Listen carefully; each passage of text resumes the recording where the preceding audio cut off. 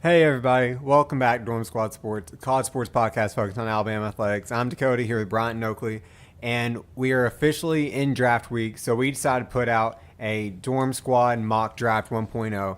And if y'all want to go ahead and get started, pretty much what we did was we each were the general manager for every other pick. So we went Bryant, me, then Oakley down the line. We all talked about every pick, but that person had the final say with whoever was taken. And it's mostly what we think is going to happen. We kind of made some of our own picks a little bit later, but at least in the first like 10 picks or so, it was what we expect to happen come draft night. And we had some Alabama players, had a lot of SEC players come off the board, but let's just go ahead and get into it. Bryant, you had the first pick. Yeah, the Cardinals are selecting first, and I think the pretty obvious choice here is Kyler Murray. There's been numerous leaks that the Cardinals really like Kyler Murray. It's no secret that the coach likes Kyler Murray there, and so it looks like a pretty safe bet that Kyler Murray is going number one. Yeah, and then I had number two 49ers. I think this is a perfect situation for San Francisco because their biggest need, I think, is edge. A lot of people would say definitely top two player. A lot of people think the best player in this draft is at edge, Nick Bosa. So I have him going San Francisco 49ers at two.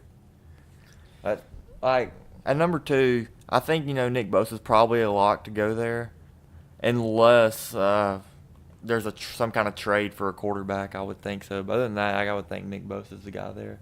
Yeah, honestly, I feel like the 49ers could trade that. They would definitely be open to trade that pick. But if I needed a quarterback, I feel like I'd be more willing to trade with the Jets because it's a step back. And unless I know someone's trading up for two, you just have to pay just a tad bit less. So Yeah, it could go either way. it would just depend. Like if you have two teams trying to get up to that spot, one would try to obviously get to the two. Yeah. Number three pick in this draft, the Jets. I have the Jets taking the defensive end Josh Allen out of Kentucky. Quinnen is a really good player, but I feel like probably the Jets' biggest need right now is at that edge position, and I feel like Josh Allen's definitely the best player to fit that role. It almost feels like certainly they're going to go with a defensive front guy right here, whether it's Quinnen, Ed Oliver, or Josh Allen. Four, to the Raiders, I have Quinnen Williams going here. I feel pretty good about this pick. Again, I think this is, I also think this is a front player. I think the 2 through 4, unless a trade, it's going to be some kind of combination it's going to be somewhere of Bosa, Allen, Quinnen, Ed Oliver. It's going to be one of those four guys going in those top three spots, barring a trade. Yeah, and honestly, if you're looking from Quinn Williams' perspective, I think this is the best place for him out of all these teams. Maybe San Francisco is going to be projected a little bit better, but I mean, he is. A lot of people have him as the best player in this draft class, especially recently. He's done pretty much everything that you want him to. Just the intelligence he shows when he goes into interviews, everything just works out for him. And assuming all that happens, I think that the Raiders would be ecstatic, and they wouldn't take a single second to talk about trade options. They would just hand this pick in to the commissioner. So right after that, the Buccaneers. Honestly, I feel like this kind of works out for them too because they still get a really good player at their best position in need, Devin White. I mean, if Quinn Williams would fall in their lap, I'm sure they'd take him, but they're not going to scoff at the chance to take Devin White, easily the best linebacker in this class. And a lot of people think the best non-defensive line player in this class, even better than Kyler Murray, and you get him at 5. Yeah, Devin White's probably the pick here, unless, somebody, like you said, like Josh Allen or Quinnen falls to that spot, then I think they're probably the pick. But like I said, that would require most likely somebody trading up to 2 or 3 and taking a quarterback. Yeah, number 6 is the pick for the New York Giants. The Giants have a lot of needs, but it seems like they're going to take a quarterback. Some people have them taking Daniel Jones, but we have him taking quarterback out of Ohio State, Dwayne Haskins. Got a big body and proved to be a pretty good passer at Ohio State. It's really weird because, most of the time, I feel like the most controversial, is it's like 1 or 2. But I just feel like this is that was the most controversial pick in the draft is what are the Giants going to do? Yeah. So, the way I see it, they have 2 options. they either get their quarterback now and then they hope to get edge or O-line later, or they get edge right now and then hope to get a quarterback later. But the fact that you have the Redskins, the Bengals, the Dolphins, all picking relatively close to them but ahead of them, you just can't risk not having your quarterback, and you don't really want to have to use that pick to trade up, because that second pick's the one you got from the Odell Beckham trade. So if you have to do another thing in order to use that pick, it just makes that trade look even worse for them. So I mean, if they think Dwayne Haskins is their guy, a lot of things have said that that's not the case, but you can't trust anything right now because everyone's trying to send out smoke screens. And all we've heard the entire time is that Dwayne Haskins is their guy. So I think it's smart to stick with it right here. Yeah, that's very possible. Another thing I think is also, here's something I wouldn't be surprised to see happen is they take the best player available there and they try to trade for Josh Rosen. I think that would be a good move as well. Or even if they take the best player available and ride Eli for another season, because they're probably not winning next year no matter what, and next year's quarterback draft class is a lot better. 7th, I had the Jaguars taking Juwan Taylor. This is a pretty straightforward pick. They need somebody, on the offensive line. Former Alabama player Cam Robinson, he's on the offensive line there. Didn't play much last year because of the torn ACL. But, they just signed Nick Foles to that, I think it was a 3 or 4 year deal. So they're going to be looking to help keep him upright. And Juwan Taylor seems to be the most, scouts say he's the best tackle in the draft class. Yeah, definitely. And, okay, next pick, Lions at number 8. So we have him taking tight end TJ Hawkinson, and that obviously sounds a little high for a tight end, but Hawkinson is something, he's really special. You obviously, Ed Oliver's an option here, Sean Gary, Montez Sweat are all still on the board, which is kind of surprising. But, I mean, someone has to fall. There are just too many top-end players every year who you think are top 10 locks, and then you look, and they're just someone that falls. And it might not end up this way, but the way we have it, we have Hawkinson here, and then Rashawn Gary, Montez Sweat, Ed Oliver falling a little bit. Looking at this pick again, I'm starting to think it may be Montez Sweat here, but it could be. It just depends on what organization's like. But that TJ Hawkinson will definitely be in play here. But Montez Sweat would also be another name to watch out for. Bills have the 9th selection in the draft, and a lot of people have DK Metcalf here, but this might be one of those things like take the best player available, because before the season started, Ed Oliver was one of those guys you thought might go 1 or 2, but definitely not probably fall out of the top 5, but not 9. But that's what we have him right here. It's falling down to number 9, so that'll be a good pickup for the Bills if they can snag him. I think there's a lot of things in play for the Bills here. I think you could look at somebody, a tackle like Jonah Williams, or maybe like an Andre Dillard, or if Hawkinson, falls right there, I think he could be a possibility too. 10th to the Broncos. Yeah, Broncos. I have Drew Lock going here. I'm gonna be honest. I think somebody's probably gonna trade up and take Drew Lock. It may be the Broncos. I just don't know how that's gonna play out. But he's very much in play here. If he's still on the board and the Broncos are picking at 10. Yeah, definitely. And like everything everyone said so far is that John Elway is a great former player, really bad in the front office, and he has absolutely no poker face. Everyone knows that he thinks Drew Lock is his next guy. So if he's there, I think even if someone like Montez Sweat falls, someone who could bolster up any team or at least make that pick a valuable trade asset, you're still going to take your guy, Drew Lock. So next up, the Bengals. One of the biggest needs they have is linebacker, and the talent after the top 2 linebackers in this class drops dramatically between Devin Bush and then Mack Wilson's the 3rd best linebacker. So if you want, a day 1 starter who can make a difference, for multiple contracts, you got to get him here. You can't wait. Devin Bush falls to him. They take him here at number 11. I think Devin Bush is definitely the likely pick here, unless the Giants aren't bluffing about Dwayne Haskins. I wouldn't be surprised to see the Bengals take him if the Giants pass on him and he makes that far in the draft. So the 12th pick goes to the Packers, and the Packers have a few needs, but they're going to do something to make Aaron Rodgers happy. Also have a good receiver opposite Devontae Adams, and we think they're going to pick up DK Metcalf. Had a huge combine, just looks freakishly big, and passed all those physical tests. Yeah, so 13th pick in the draft is the Dolphins selecting, and I had them going with Rashawn Gary. But I think this is just going to be, in general, a front player right here.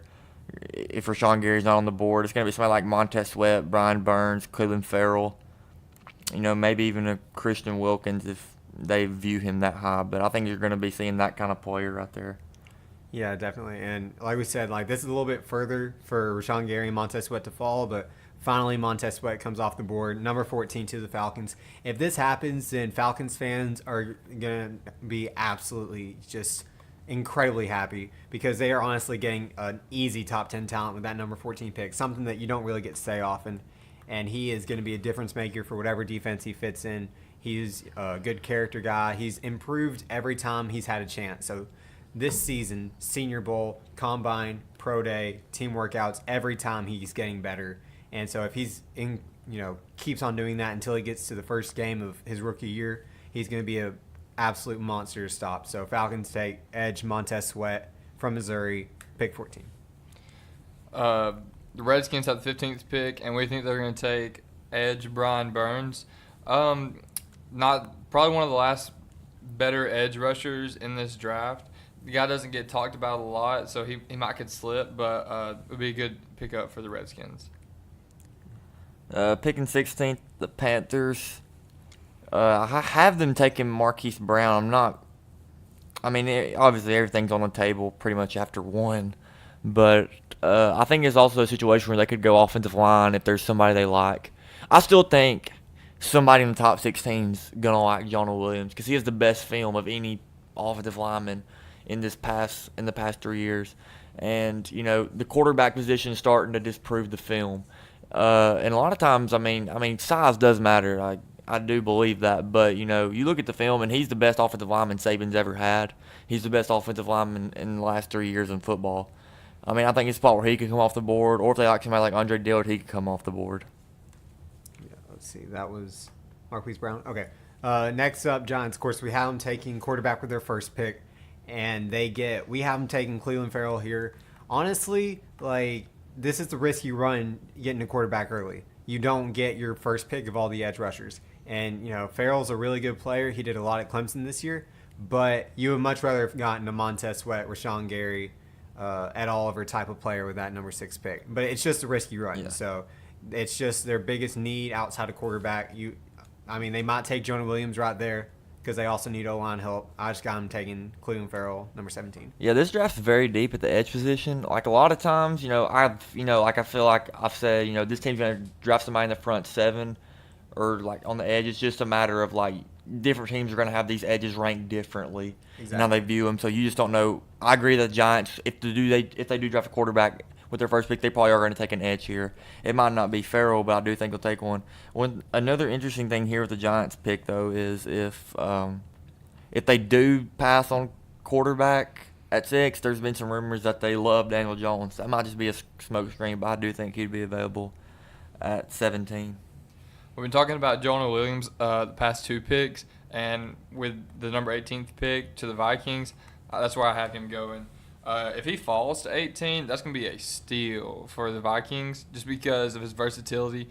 He showed he could play tackle in college and play it at a very high level at the University of Alabama, and just not – you can turn on his tape and the man doesn't miss assignments. It's very good, but a lot of NFL guys have him at guard, so I have no doubt he can play either way, and that just makes him more valuable. Yeah, Jonah Williams falling to 18 would be a great pick for the Vikings, I agree. 19, I have the Titans taking Christian Wilkins. Titans can go a lot of different ways here. I think what I'd like to see them do probably is, if Marquise Brown's still on the board here, which is probably unlikely, I'll maybe like to see them take him, or if, one of the edge guys, which again is probably unlikely, like Farrell or Burns falls, like to see them take him. But Wilkins would also be a solid option. Even if all those guys on the board, Wilkins would still be a solid option. But the Titans really, there's several different ways they can go here, and it's just going to depend on what everybody else in front of them does. Yeah, definitely. All right, up next the Steelers. Steelers have a lot of needs. Wide receiver, obviously, they still need to replace Ron Shazier at linebacker, and another big need is someone on the corner who can just lock down one side of the field. So we have him taking first corner out of this class, Greedy Williams from LSU. I think he's the best corner in this class, and that's obviously one of their needs. Obviously, if they can get linebackers like maybe even Mac Wilson, and a lot of wide receivers are going to come at the very beginning of the second round. So if they maybe trade up, or maybe someone like Riley Ridley falls to them later, or maybe even Antonio Brown's, what are they, brothers or cousins? AJ Brown. I don't know.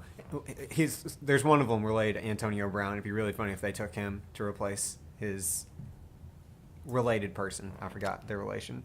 But anyway, Steelers number 20, Greedy Williams. I think the Steelers are going to go corner. I don't agree they're going to go Greedy Williams though. Who do you have? Taylor Rapp I don't know who they're going to go. or Byron Murphy? Sorry. I Not think Taylor Rapp. I would probably go Byron Murphy. I don't like this is like I said, everybody's going to have different rankings of different prospects, so but I think I'm also going to go enough what a lot of people are saying, and a little bit of Iteska. I did watch LSU play some this year, but I think Greedy's may not be in the first round. It just depends though. 21 to the Seahawks, we have defensive tackle Jeffrey Simmons out of Mississippi State. He had an injury that limited him this year some, but there's no doubt that he's one of the best overall players in this class. Seahawks can give him time to heal and maybe make a playoff run should he play like his expectations are up to. Yeah, so let's see, 22, I have the Ravens taking Dexter Lawrence. If he falls this far, I think that'd be a good pick. I also just think I think they could possibly go wide receiver here, depending on who's on the board. But, once we get to this part in the draft, it's really hard to, project what people are going to do, mainly just because, we just don't know what the teams in front of them and how the trades are going to shake out. Yeah, definitely. Texans next, yeah. All right, 23 Texans. It's not, a well-kept secret that they need offensive line help. Of course, they have Deshaun Watson, who already has, injury concerns in his background, and he is the face of their franchise. He's the only way they win or lose, so you have to protect him. I got him taking Andre Dillard. Honestly, they could pick up pretty much any lineman they want, whoever they think is best at any position, and it'll be a help. So I have Andre Dillard here. Just whatever you got to do to protect Deshaun Watson. I say the only way they don't go offensive line is if they have obviously they're gonna have a board of linemen, they're gonna have a board of all their other positions. If all the linemen they don't like or all the linemen they like are gone and there's a corner, because they also need some secondary help. That's the only other option they could go is corner/safety probably. I read today that Kareem Jackson had been working at safety some, so they're probably. They could be looking to draft somebody right there. It's possible. The Raiders have the 24th pick, and it's also no secret they need a lot. So it's a good thing they have a lot of picks in the first round. But that being said, I think they're probably going to draft safety Jonathan Abram. He's just like a physical corner, and he'll probably work good there. 25th of the Eagles, I have let's see, hold on just a second. I have 25th Byron Murphy. Yeah, if you remember, last year the Eagles were really, hard pressed for corner depth. They could go several different ways here though. This may be. I think we're gonna get to the point where now guys may not be looking at a position of needs. They may just be like, we're gonna take the best player available, right here. Back to that Raiders pick, just because it's an Alabama podcast. But I think, just depending on how things play out, I think Josh Jacobs and Irv Smith will both be in play right here for that 24th pick. Yeah, definitely. Okay, up next, the Colts. And I want to say we don't have them in the first round. And this is also mostly because, you can't trade. But Daniel Jones is still on the board. And if this happens like we're mapping it out, someone's going to trade up because it's so much more valuable to get a quarterback in the first round than the second round because you get an extra year to control them. It's the same reason why the Ravens traded up last year. Even though we don't have them drafted, at this point, if the Colts want to trade back, they're one of the best GM'd teams. They make the best draft picks. They had 2 rookies make All-Pro this year, and they were the only 2 rookies in the entire NFL this year to make All-Pro. So if they can get more draft picks here, they would definitely trade up to whoever wants to get their quarterback. But either way, if they don't, I think they'll take safety Taylor Rapp. He fits that defense. If they think he can play beside Hooker in the other safety slot, then it would be a perfect tandem, I think, and the best option they have. Bryant brought up 3 picks ago. Josh Jacobs being in play to the Raiders at 24. At 27, that's where we have him going to the Raiders. Josh Jacobs. This dude is. You saw him this year if you're listening to this podcast. Probably the man's electric. He's powerful. He's just everything you would want and need in a running back. And we've had there's been some mock drafts that have Josh Jacobs going as high as top 5. Probably won't go that high, but also probably won't fall out of the top.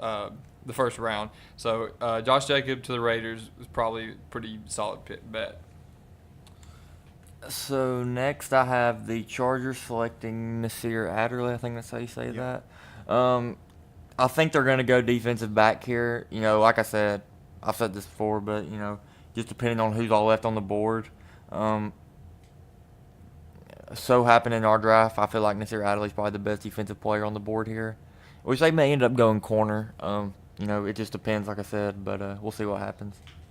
All right, up next, Chiefs. So I got them taking Garrett Bradbury. I think he can play pretty much any interior offensive line position. And when you have a star in Patrick Mahomes, pretty much the same concept that the Texans are. Obviously, the Chiefs have a lot of needs on the defensive line and defense in general that they need to fill.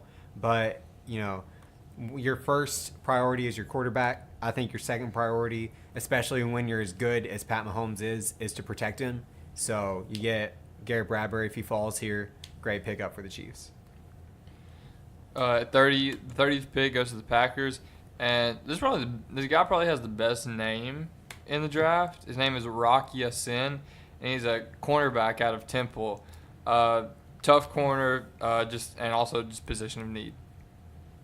So 31st pick, I have the Rams taking. I haven't taken Jerry Tillery here. Like I said, it's probably gonna be like a best player available thing. It's gonna be interesting how far Jeffrey Simmons falls on draft, because if a team like the Rams or the Patriots can get Jeffrey Simmons, that would be nice for a team like that. Because I think Jeffrey Simmons is gonna be a great talent. You know, he just had a bad injuries, and teams are gonna be looking for production early. Yeah. All right, last pick, and then we're gonna go focus on some Alabama stuff after. But the Patriots, this honestly for Alabama fans might be the worst case scenario because Noah Fant is still on the board, and as long as Noah Fant's on the board, I think Irv Smith stays on the board. So Patriots need tight end, got to replace Gronk somehow. I would love for them to take Irv Smith the last pick in the first round, but instead we have them taking Noah Fant the way this goes. So that's the mock draft portion. Now, I want to ask y'all just some random questions. I don't even have them on the rundown. If I set the number at 2.5, Redskins, Alabama players drafted by the Redskins, over or under this year? This year, I'm gonna go with under. Yeah, I was gonna 2.5. If you say 1.5, it would be 1.5 would be really tough. But I'm gonna say they under 2.5. All right. So the way I see it is once you get to like those 5th to 7th rounds, I mean anything can happen. So Bugs is in play there. Christian Miller's in play there. Heck, I mean, they have Darius Geis in the running back core, but Darius Geis was injured. So Damian Harris is in play there. And just another random one. Obviously, we don't know who's drafting who yet, but what teams do y'all think, what player jersey would you most want to get? Just in any situation from an Alabama player this year. Obviously, next year it's going to be Tua, but he's still in college, thank God, from this class. I would love to get a Quinnen Williams New York Jets jersey. Oh, that'd be pretty clean. Honestly, I mean, I've seen the Jets new jerseys this year. That would be clean, like the black one. Yeah. But also, a Quentin Williams or a Josh Jacobs Raiders jersey would be pretty nice too. Also depends on what number Josh Jacobs gets to be, because I doubt he's going to be number 8. Josh Jacobs and the Raiders jerseys look really good. The Honestly, black and the silver. The Raiders have the best jerseys in the NFL. Like, we're not even kidding. Like, that's just how it is. So even though I don't want Alabama fans to go or players to go there because it's probably not the best situation to go, at least you're going to get some jersey sales out of it. Heck yes. Okay. And Damian, I mean, there's a few players we haven't talked about, but my favorite is Damian Harris. Where do y'all think he might go? And we'll wrap up on that question. I think Damien's going to be like a mid-second round back. It's hard to tell, but I think he's going to be mid-second round. I think at his worst, he's going to be early third round, but I don't think he'll make it that far. Yeah, like Damien's he's a good back, and but he's not like one of those really explosive ones like Jacobs is. But I think what's gonna help him a lot is his personality. Like you see him in all these interviews and everything he's ever done for Alabama. He's just been a really respectful guy and just a guy you'd want to represent your school, your programs, everything like that. So I think that's gonna help him a lot, maybe draft stock wise. Also, he has one of the cutest dogs on campus. So this is just a random story. I tweeted on my personal account, but my girlfriend came in to our dorm the other day, and she was like, "Oh my God, I saw the cutest corgi puppy that I've ever seen." And then 30 minutes later, she was on Snapchat and she saw one of her friends put on their story a picture of Damian Harris with a corgi puppy, and she's like, "Oh my God, that was Damian Harris." She literally saw a future millionaire NFL star, and she was like, "But wait, he has a really cute puppy." All right, that was completely random. Team-wise, I think anyone who needs a stable of running backs, because Damian Harris isn't going to be the one guy, a 3-down back. That's just not his game. But he can definitely be a change-up or even the first person as long as he has someone behind him. So the Vikings, Dalvin Cook has some injury concerns. I think the Ravens, if they want someone beside Mark Ingram, I mean, even the Eagles, I know they signed a running back, but I think that's still an option. It just depends on who values it at that second or third round position, because that's where I think he'll go. Him in, I don't know why, I just see him in a purple jersey. So the Ravens or the Vikings, I feel like he'd be clean in one of those jerseys. But I don't know. Yeah, he would. Damian to the Ravens too would also give him 2 Bama bags with the addition of Mark Ingram this year. So Yeah.